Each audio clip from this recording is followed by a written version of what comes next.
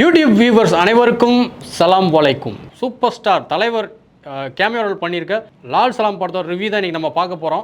Super star ரஜினிகாந்தோட daughter Aishwarya Rajinikanth இந்த படத்தை டைரக்ட் பண்ணியிருக்காங்க. விஷ்ணு விஷால், விக்ராந்த், தம்பிராமையா, செந்தில், கே.எஸ். ரவிக்குமார், ஜீவிதா, நிரோஷா மற்றும் கபில் தேவ் இவங்கெல்லாம் நடிச்சிருக்க படம் தான் லால் சலாம். இந்த படத்தை ரிவ்யூ பார்க்க போகிறதுக்கு முன்னாடி இது ஒரு நம்மளோட சேனலை சப்ஸ்கிரைப் பண்ணல, உடனே சப்ஸ்கிரைப் பண்ணுங்கள், பக்கத்தில் இருக்க பெல் ஐக்கானை கிளிக் பண்ணுங்கள். என்னோட ரிவ்யூ உங்களுக்கு பிடிச்சா லைக் பண்ணுங்கள், ஷேர் பண்ணுங்கள், கமெண்ட் பாக்ஸில் கமெண்ட் பண்ணுங்கள். இந்த படத்தோட கரு என்ன அப்படின்னு பார்த்தோம்னா, அதாவது ஒற்றுமையாக இருக்கிற ஹிந்து முஸ்லீம்ஸ் அவங்களுக்கு ரெண்டு பேருக்குள்ள சண்டை வருது. அந்த சண்டையால் பிரிகிற ஊர், திரும்ப அந்த ஊர் எப்படி ஒன்று சேருது அப்படிங்கிறது தான் இந்த படத்தோட கருவாக இருக்குது. இந்த படத்தோட கதை என்னென்னு பார்த்தோம்னா, பாஷா பாய் பார்த்துருப்போம், மும்பைலேருந்து தமிழ்நாட்டுக்கு வருவார். இதில் வந்து மொய்தீன் பாய் தலைவர் வந்து தமிழ்நாட்டிலேருந்து மும்பை போகிறாரு, போய் பெரிய டான் ஆகிறார். என்னதான் ஒரு பெரிய டானாக இருந்தாலும் வீட்டுக்கு வரும்போது ஒரு நல்ல கணவனாகவும் ஒரு நல்ல அப்பாவும் இருக்கிறாரு.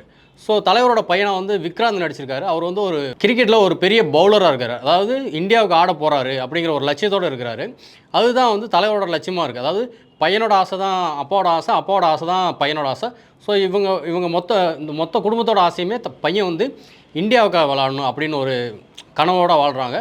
ஸோ விக்ராந்த் வந்து கிரிக்கெட்டில் ஏதாவது சாதிக்கணும், இந்தியாவுக்காக விளாடணும் அப்படிங்கிற லட்சத்தில் அவர் விளாண்டுட்டு இருக்காரு. விக்ராந்த் வந்து தலைவர் பிறந்த முரார்பாத்துக்கு போகிறாரு. அங்கே போய் விஷ்ணு விஷாலுக்கும் ஒரு பெரிய கிரிக்கெட் போட்டி நடக்குது. இந்த போட்டியில் வந்து இவங்க ரெண்டு பேருக்கும் சண்டை நடக்குது. இவங்க ரெண்டு பேருக்கும் சண்டை வர்றதுக்கு காரணம் யாருன்னு பார்த்தீங்கன்னா, சின்ன வயசுலேருந்து இவங்களுக்குள்ள ஒரு பகை இருக்குது.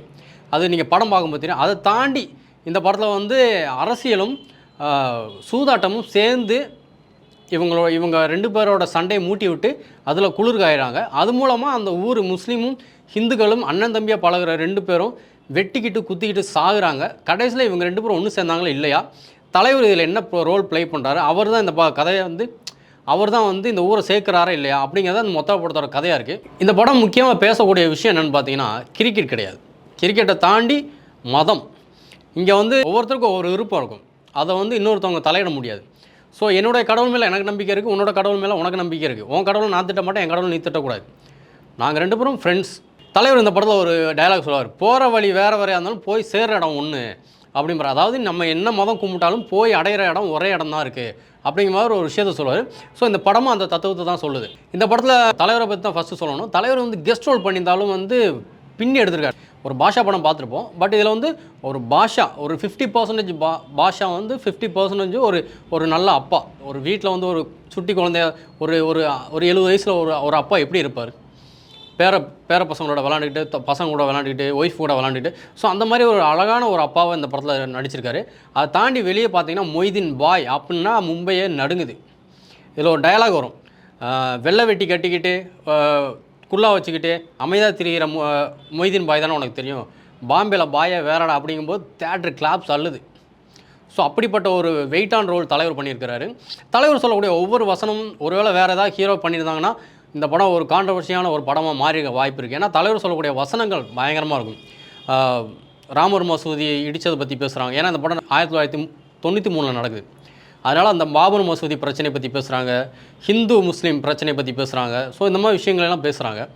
இதை நான் ஏன் சொல்கிறேன்னா, நீங்கள் ரோஹிணி தேட்டர், அந்த தேட்டரில் தலைவருக்கு பெரிய ஒரு கட் அவுட் வச்சுருக்காங்க. அந்த கட் அவுட் முன்னாடி ஒரு ஹிந்துவும் முஸ்லீமும் ரெண்டு பேரும் சேர்ந்து அதை செலிப்ரேட் பண்ணுறாங்க. எப்படின்னா முஸ்லீம்களை வந்து தொழுகிறாங்க. அந்த பேனர் முன்னாடி, தலைவரோட பேனர் முன்னாடி, கட் அவுட் முன்னாடி தொழுகிறாங்க. அட் த சேம் டைம் ஹிந்துக்கள் வந்து தேங்காய் சுற்றியும் பூசணி உடச்சும் செலிப்ரேட் பண்ணுறாங்க. இது வேறு யாருக்கும் நடக்காது. அப்புறம் செந்தில் இதில் வந்து ஒரு சூப்பர் ரோல் ப்ளே பண்ணியிருக்காரு. ஒரு பூஜாரியாக வராரு, ஒரு கோயிலில் வந்து பூஜை செய்கிற ஒருத்தராக வராரு. அதில் ஒரு சீன் பர்டிகுலர் சொல்லி ஆகணும். ஒரு அம்மா வந்து குழந்தைய தூக்கிட்டு உடம்பு சரியில்லை, திருநீரை வச்சு சாமி கும்பிடணும், ஆத்தா சரியாக்கணும்னு சொல்லும்போது செந்தில் சொல்லுவார், அம்மா உடம்பு சரியில்லைன்னா கடவுள்கிட்ட தான் போகணும், மனசு சரியில்லாதாம்மா சாமிகிட்ட வரணும்னு சொல்லி காசு கொடுத்து அனுப்பிவிடுவார். அதெல்லாம் தேட்டரில் கிளாப்ஸ் எழுது. அதை மாதிரி திருவிழா எதுக்கு நடத்துகிறோம் அப்படின்னு ஒரு செந்தில் வந்து ஒரு எக்ஸ்ப்ளனேஷன் கொடுக்குறாரு. வேறு லெவல். ஏதாவது தெரியாதவங்க கூட தெரிஞ்சுக்கலாம், திருவிழா எதுக்கு நடக்குது, சாமிக்காக கிடையாது, சொந்தங்கள்லாம் ஒன்றா சேர்ந்து கொண்டாடுறதுக்காக தான் இந்த திருவிழா அப்படிங்கிறத சூப்பராக எக்ஸ்பிளைன் பண்ணியிருக்காங்க. அப்புறம் விஷ்ணு விஷால், விக்ராந்த் முஸ்லீம் ஹிந்துவாக நடிச்சிருக்காங்க. ஸோ ரெண்டு பேருக்குள்ள ஒரு பகை இருக்குது. ஆனால் நமக்கு இந்த படத்தில் ஒரு மைனஸ் என்னென்னா, ரெண்டு பேருக்குள்ள ஒரு சண்டை நடக்குது இல்லையா, கிளைமேக்ஸ் எப்படி முடியுங்கிற ஒரு கெஸ் பண்ண முடியுது. அது நம்ம நிறைய படங்களை பார்த்துருப்போம். அது இந்த படத்தோட ஒரு மைனஸ்னு சொல்லலாம். பெரிய மைனஸ் கிடையாது, சின்ன மைனஸாக. மற்றபடி ஸ்க்ரீன் ப்ளே சூப்பராக இருக்குது. விக்ராந்துக்கு இந்த படம் ஒரு கம்பேக்காக இருக்கும். விஷ்ணு விஷாலுக்கு இந்த அவருடைய வளர்ச்சியில் இது ஒரு அடுத்த படிக்கட்டாக இருக்கும். அப்புறம் வந்து பார்த்தீங்கன்னா கேஎஸ் ரவிக்குமார் சின்ன ரோல் தான் பண்ணியிருக்காரு. ஒரு ஃபஸ்ட்டு ஒரு சீன் வராரு, லாஸ்ட்டில் ஒரு சீன் வராரு, அவ்வளோதான். அவரை பெருசாக அந்த படத்தில் யூஸ் பண்ணல. ஒரு அரசியல்வாதியாக இருக்கிறாரு.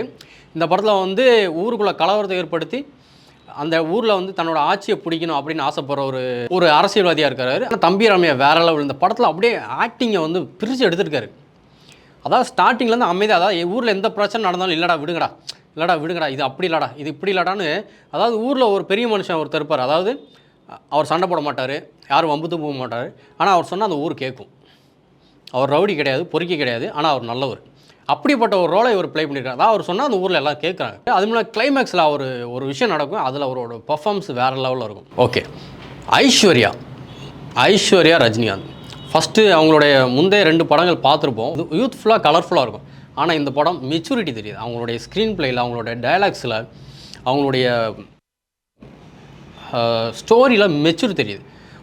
ஒரு ஹிந்து முஸ்லீம் பிரச்சனை எடுத்து இவ்வளோ அழகாக ஹேண்டில் பண்ணியிருக்காங்க. அதாவது உண்மை சம்பவம் தான், இருந்தாலும் டயலாக்ல ரொம்ப கேர்ஃபுல்லாக யார் சொன்னால் கரெக்டாக இருக்கும், எப்படி சொன்னால் கரெக்டாக இருக்கும்னு ரொம்ப அழகாக ஸ்க்ரீன் ப்ளே எழுதி, டயலாக் எழுதி ரொம்ப அழகாக. அதுவும் வில்லேஜ் படம்னா எப்படி எடுக்கணும், 1993 எப்படி படம் இருக்கும் அப்படிங்கிற. அதாவது 1993 சில படங்கள்லாம் காட்டுவாங்க பின்னாடி, அதாவது பழைய அந்த ஆடு, பழைய போஸ்டர் அப்பெல்லாம் காட்டுவாங்க. அப்போல்லாம் எதுவுமே கிடையாது.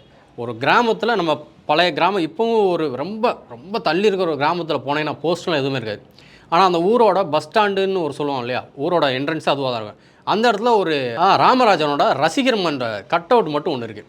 ஸோ அது இந்த படத்தில் வந்து இன்னும் அழகாக இருக்குது. தேவையில்லாமல் கொச்சம் இல்லாமல் ஒரு திண்ணை, ஒரு வீடு அழகாக இருக்குது.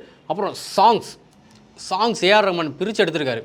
முக்கியமாக தேர் திருவிழா, அதாவது இனிமேல் எந்த ஊரில் தேர் திருவிழா நடந்தாலும், எந்த ஊரில் திருவிழா நடந்தாலும் இந்த பாட்டு முதல் பாட்டாக இருக்கும். ஸோ அதே மாதிரி அப்புறம் ஒரு லவ் சாங் வருது சித்து வாய்ஸில், அதுவும் கேட்க ரொம்ப மெலடியாக இருக்குது.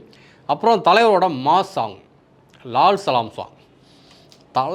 தலைவரோட அந்த ஸ்டைலுக்கும் அந்த ஆக்ஷன் சீக்வன்ஸுக்கும் இந்த பிஜிஎம் வந்து இன்னும் வேறு லெவலில் கொண்டு போகுது. அப்புறம் தலைவரோட என்ட்ரியில் 2 ஃபைட் சீன் இருக்குது. 2 ஃபைட் சீனும் வேறு லெவலில் இருக்குது. இந்த படம் தலைவர் வந்து கெஸ்ட் அப்பியரன்ஸ் தான் பண்ணியிருக்காரு, பட்டு வேறு லெவலில் படம் இருக்குது, சான்ஸே இல்லை. ஸோ தலைவர் வந்து இதில் ஒரு பெரிய ரோல் ப்ளே பண்ணியிருக்கிறாரு. கிளைமேக்ஸில் பல இடங்களில் தலைவர் நம்மளை அழுக விடுறாரு, பல இடங்களில் நம்மளை சிந்திக்க வைக்கிறாரு, பல இடங்களில் நம்மளை அப்படியே புல்லரிக்க வைக்கிறாரு. அந்த மாதிரி ஒரு பர்ஃபார்மன்ஸ் அந்த படம் இருக்குது தலைவரோடது. தலைவரோட இது வந்து 170, 71 இது வந்து அந்த கேட்டகரியில் வரலன்னு சொல்கிறாங்க. இது வந்து 170ல் வரணும். ஓகே ஃப்ரெண்ட்ஸ், படம் வேறு லெவலில் இருக்குது. அடுத்த ரிவ்யூவில் மீட் பண்ணலாம். பாய்.